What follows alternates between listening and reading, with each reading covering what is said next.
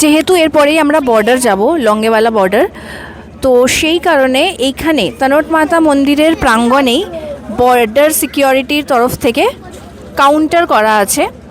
আর এইখান থেকেই ফর্ম নিয়ে, মানে বর্ডার পাস যেটা, এখান থেকেই ফর্ম নিয়ে ফর্ম ফিল আপ করে বর্ডার পাসটা দিচ্ছে। তো আমরাও নিয়ে নিয়েছি পাস। এবার আমরা মন্দিরে যাব। তনোট মাতা মন্দির দেখার পরে এইবার আমরা বর্ডার, লঙ্গেওয়ালা বর্ডারের দিকে রওনা দিয়েছি। লঙ্গেওয়ালা বর্ডার যেতে যেতে একটা জায়গা দেখতে পেলাম, তাই আমরা দাঁড়িয়ে পড়েছি, মানে লোভ সামলাতে না পেরে।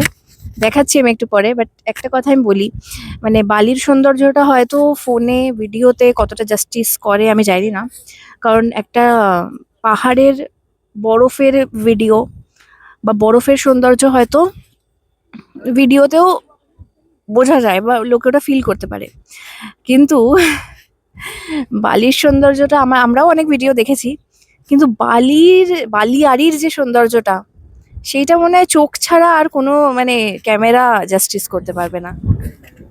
দেখো জায়গাটা, মানে এই যে সৌন্দর্য, মানে আমরা লোভ সামলাতে না পেরে গাড়ি থেকে নেমে গেছি লিটারালি এই জায়গাটা, যেন মানে এত দারুণ। আর পশ্চিমের বর্ডারে এটা কিন্তু লাস্ট ক্যাফে। আচ্ছা, তোমার কেমন লাগছে একবার বল।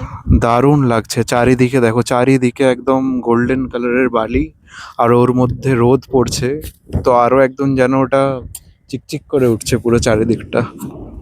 এবার মাঝখানে একটা ব্যাপার হয়েছে, আমাদের যাওয়ার ছিল ইন্দো পাক বর্ডারে।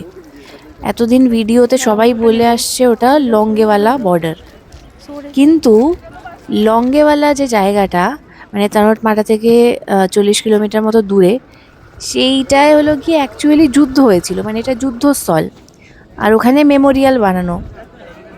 আর অ্যাকচুয়াল যে বর্ডারটা ইন্দো পাকের, সেটা হলো গিয়ে বাবলিয়ানওয়ালা বর্ডার। সো এই ওয়ার মেমোরিয়ালটায় মানে বিভিন্ন ট্যাঙ্ক, যেটা ট্যাঙ্ক ডিস্ট্রয় করা হয়েছিল, ওই সব বিভিন্ন জিনিস রাখা।